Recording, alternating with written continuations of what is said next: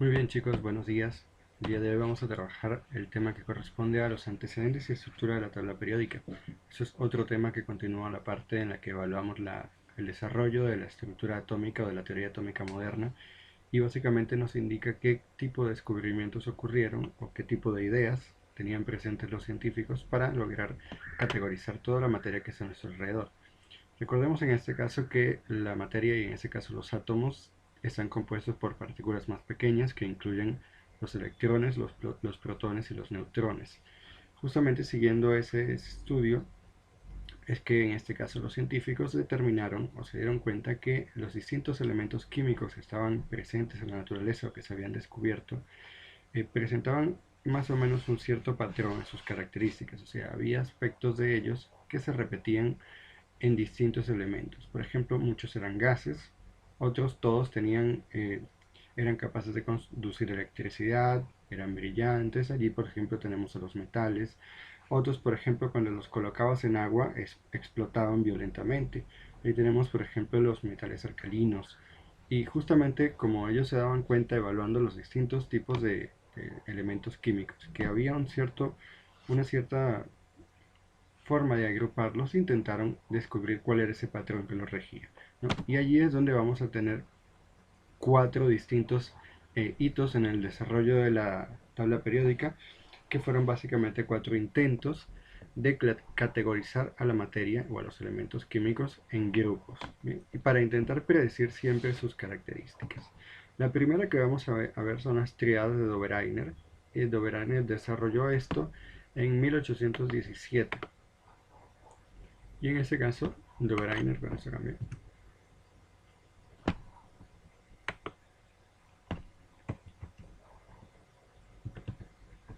Acá está, ya cargó.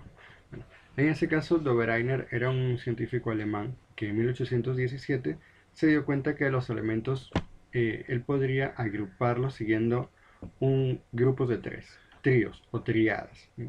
En este caso, los tres elementos que iba a agrupar, el que estuviese en el medio de esa triada, iba a tener el peso atómico igual al promedio de los pesos atómicos de los extremos. Es decir, acá en el ejemplo tenemos tres elementos, ¿no? Litio, sodio y potasio. El peso atómico del litio es 7, el peso atómico del potasio es 39. 39 más 7 son 46. Y la mitad de eso, o sea, la mitad de 46 es 23. Y el 23 corresponde al peso atómico del sodio. Entonces, este resultado que él tenía de hacer el promedio de los pesos atómicos le iba a dar un elemento central que iba a completar la tríada y además esos tres elementos iban a tener características similares. Por ejemplo, en este caso se cumple. Litio, sodio y potasio son elementos, los tres metales alcalinos. Ellos cuando se colocan en agua reaccionan muy violentamente, se descomponen, forman gas y hacen una explosión que puede ser bastante peligrosa. Sin embargo, esa triada, aunque se cumpla para litio, sodio y potasio, no se cumplía para todos los elementos químicos. Entonces, posteriormente, las triadas de Dobereiner fueron dejadas en el pasado y se intentó con otro aspecto, ¿no? Y en este caso llegó un señor llamado Newlands que probó o diseñó sus llamadas octavas de Newlands, que eran básicamente una refinación, un refinamiento de las ideas de Dobereiner, pero acá él no los agrupa en tres, sino que los agrupa en siete, ¿ya? Y los agrupa en función de su peso atómico ascendente. De tal manera que el último de los elementos va a tener propiedades similares al primero. En este caso, esa triada que tenemos acá, el peso atómico va 11, 12, 15, 16, 19, 23 y 24. Recordemos que para 1864 no se conocían todos los elementos que se conocen hoy en día. Entonces había espacios, huecos entre los pesos atómicos. Actualmente vamos desde el 1 del helio hasta el 118 del mononoctio. Ya, más o menos por ahí. O se han creado unos nuevos elementos. Pero entonces había huecos. Ya, si no se descubrió un elemento, entre el 5 y el 20 no había nada. Entonces por eso es que no están en sucesión perfecta. ¿Ya? Están uno detrás de otro, pero no están el 11, 12, 13, 14, 15 y así. ¿Ya? Lo cierto es que en esta triada, si él los ordenaba, el peso mayor iba a tener características similares al primero de ellos. Es decir, acá tenemos 1, 2, 3, 4, 5, 6, 7, una tríada, y entonces si el primer elemento es el boro, el elemento que sigue, es decir, el octavo que ya viene a la siguiente tríada, iba a tener características similares al boro, ¿ya? Nuevamente, esto es una categoría artificial, o sea, eso salió de la mente de Newlands, y aunque se cumplía para algunos casos, no se cumplía para todos. Y si en ciencia algo no se cumple para todo, quiere decir que no sirve esa idea, y hay que probar con otra nueva. Y acá llegó Mendeleev, ¿no? Mendeleev era un químico ruso muy famoso porque él realizó muchísimos descubrimientos y sus ideas nos han impactado mucho. Él se dio cuenta en 1869 que las propiedades de los elementos iban a depender de alguna forma que no entendía él, no la entendía, era misteriosa para él, pero se dio cuenta que pasaba según los pesos atómicos. ¿Ya? Entonces, en función del peso atómico, las propiedades del átomo iban a cambiar. Y lo que hizo él fue ordenarlos de menor a mayor. Los ordenó en forma creciente por su número atómico. 1, 2, 3, 4. Y así los fue ordenando. ¿Bien? Eso fue un primer intento. Y de tal manera los 63 elementos que para entonces se conocían fueron ordenados en filas y columnas, según su peso atómico. ¿Bien? En este caso, los elementos que formaban, eso no fue algo intencional de él, sino que se dio cuenta luego de hacer su arreglo que esto pasaba, que los elementos que formaban una columna iban a tener características semejantes. Y él no sabía por qué, pero así ocurría. Acá tenemos la tabla periódica de Mendeleev, y es en ruso porque él era ruso. Entonces, si se dan cuenta, acá tenemos 1, 2, 3, 4, 5, 6, 7, 8, 10 columnas, ¿ya? Y tenemos 7 filas más una por acá abajo. Él no entendía por qué, pero con él realizar este arreglo, los elementos que estaban en la misma columna iban a tener propiedades químicas similares. ¿Bien? Por ejemplo, acá tenemos hidrógeno, litio, sodio, potasio, rubidio, cesio y francio. Todos son elementos alcalinos. Cuando los mezclas con agua, explotan. Acá, por ejemplo, tenemos níquel, plomo y paladio, níquel, paladio y platino, que son unos metales muy resistentes, físicamente plateados y muy brillantes, y que también son buenos para evitar la corrosión. Y todos los tres tienen esas propiedades. ¿Bien? Por ejemplo, acá tenemos boro, aluminio, galio, indio y titanio y actinio. Esos son metales, todos ellos son metales. La característica que tienen es que estos metales se pueden derretir muy fácilmente. A temperatura ambiente ellos con la mano los podemos empezar a derretir. ¿Ya? Y entonces él se dio cuenta que su arreglo servía porque las características eran similares y se cumplía para todos, pero no entendía por qué. Entonces luego llegamos a la tabla periódica actual, que no es distinta de la de Mendeleev, sino que es completado su trabajo. En este caso, la tabla periódica de Mendeleev se completó siguiendo la llamada ley periódica de Moseley, ¿bien? Que era ese señor que tenemos acá. Y esta ley la descubrió con los rayos X, haciendo experimentos en rayos X. Él se dio cuenta que las propiedades de los elementos no iban a tener una relación realmente dada con su peso atómico, sino con sus números atómicos. Recordemos que peso atómico es la masa que tiene un átomo, o sea, la suma de los pesos de los protones, los neutrones y los electrones. Pero en realidad lo que afecta las características de un átomo o lo que le da sus propiedades no es el número de partículas en total, sino solamente el número de electrones. Obviamente, para Mendeleev, si el átomo tenía más electrones, iba a pesar más. Pero él estaba allí incluyendo protones y neutrones que no tenían absolutamente nada que ver con eso. Luego Moseley se dio cuenta que tenían que ignorar los protones y neutrones y enfocarse solamente en los electrones. Y de esa manera, siguiendo esa tabla periódica, J. Werner diseñó la tabla periódica actual, ¿sí? Que es esta tabla que tenemos acá, que si se dan cuenta se parece muchísimo a la tabla periódica de Mendeleev, solamente que está completada con mayor información. Y ella va a tener varias cosas. La primera es que, en términos generales, las filas, es decir, los horizontales, van a representar los períodos, ¿bien? Volviendo a lo que es configuración electrónica, recordemos que tenemos 7 niveles de energía. Niveles va a ser sinónimo más o menos con periodo. Entonces, todos los elementos que tengan electrones solo en su nivel 1 están en la primera fila. Los que tengan electrones hasta su nivel 2 van a estar en el segundo periodo. Los que tengan electrones hasta el nivel 3 van a estar en el tercer periodo. Y así hasta el último nivel, que es el nivel 7.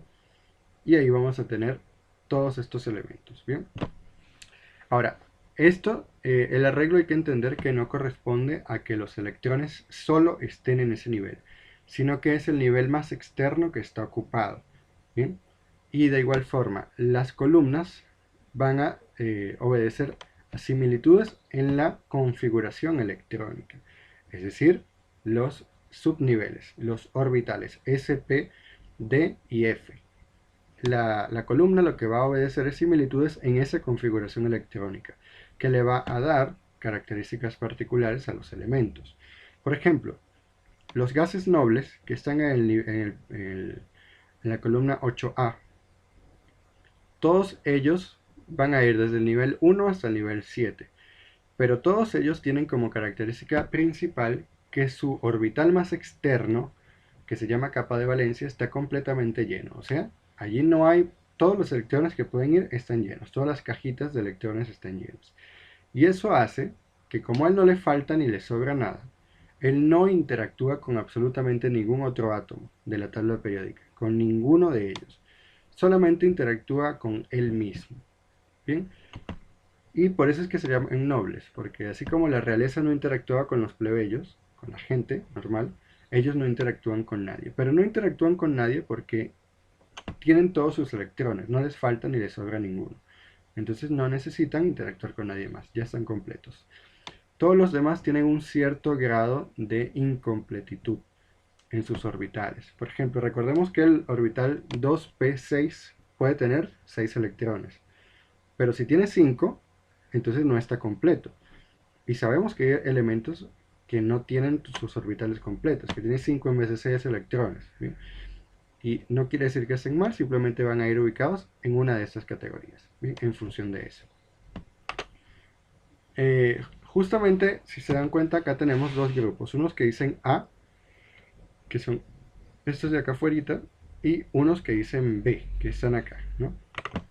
¿Qué quiere decir eso? Bueno, los grupos A o elementos representativos son los que tienen configuraciones electrónicas que finalizan en S o en P. Recordemos que los subniveles son S, P, D y F, y que se van llenando según la regla de Müller o el principio de Aufbau, ¿no? Entonces, si el último nivel es S o es P, es un elemento del grupo A. Si el último orbital es D o es F, el elemento es del grupo B o elementos de transición. ¿Sí? Y allí pues vamos a tener nombres que la mayoría van a ser derivados del primer elemento. Por ejemplo acá, los podemos llamar familias. La familia del helio, la familia del berilio, porque el primero es el berilio, la familia del boro, porque el primero es el boro, la familia del carbono, porque el primero es carbono, la familia del helio, porque el primero es helio, y así podemos ir con todos. Sin embargo, hay unos que tienen nombres particulares. Por ejemplo, la primera son los metales alcalinos, y la segunda, alcalinoterros. Acá está. Esa está la lista, solo se tienen que leer y aprender. La tercera los podemos llamar boroides, porque el primero es boro, familia del boro, o térreos. ¿Sí? Y luego si vamos, por ejemplo, la 4 es carbonoides, porque el primero es carbono, luego nitrogenoides, porque es nitrógeno. Sin embargo, la 6 se va a llamar anfígenos o calcógenos. Y eso es otro nombre que se tienen que aprender. Luego los halógenos. Estos 1, 2, 3, 4, 5, 6 elementos que tenemos acá, que son el flúor, el cloro, el bromo, el yodo, bueno, y el astatino y un septio. Eso no importa. Esos elementos halógenos tienen unas particularidades que ustedes van a descubrir más adelante en química, en cuarto o quinto de secundaria o en tercero. Y ellos tienen unas propiedades bastante interesantes, ¿no? Ellos pueden formar compuestos muy útiles o no, o tóxicos, ¿ya? Solamente por ser de ese grupo. Tenemos, por ejemplo, de último ya los gases nobles, que ya les expliqué por qué se llaman así, ¿no? Y en el caso de los B, todos sí los vamos a llamar familia D. Familia del cobre, familia del zinc, familia del escandio, del titanio, del vanadio, cromo, manganeso y estos tres elementos ferromagnéticos. Eso quiere decir, piensen en el nombre, que es el nombre, ferromagnéticos. Todos estos pueden ser afectados por el magnetismo. ¿Ya? El hierro, cobalto, níquel, el rutenio, rodio, paladio, osmio, iridio, platino y estos que no me acuerdo cuáles son. ¿Bien? Estos son los metales que son susceptibles de que un imán actúe sobre ellos, un imán natural. ¿Bien? Por ejemplo, si tomamos el oro, vamos a buscar el oro por aquí, no lo consigo. Vamos a buscarlo acá, oro, oro, oro, en la 1B. 1B. Acá está el oro. Si se dan cuenta, el oro, 79, no forma parte de este grupo. Quiere decir que el oro no debería responder a un imán. O sea, si le acercamos un imán al oro puro, no se va a adherir. Y eso pasa. Si tú le acercas un imán al oro puro, no se une. Pero si se une, ya sabes que ese oro no es puro, te están estafando. Aquí tenemos, por ejemplo, el mercurio. Pasa lo mismo. El mercurio no reacciona con con los imanes. El zinc tampoco. El cobre tampoco. Y así vamos, ¿no? Solamente esos son los que tienen propiedades magnéticas, naturales. Ya con eso terminamos, chicos, la clase es muy sencilla. Simplemente resuelvan la ficha impresa que tienen y resuelvan el cuestionario que está publicado. Cualquier duda me escriben, bueno, hasta luego.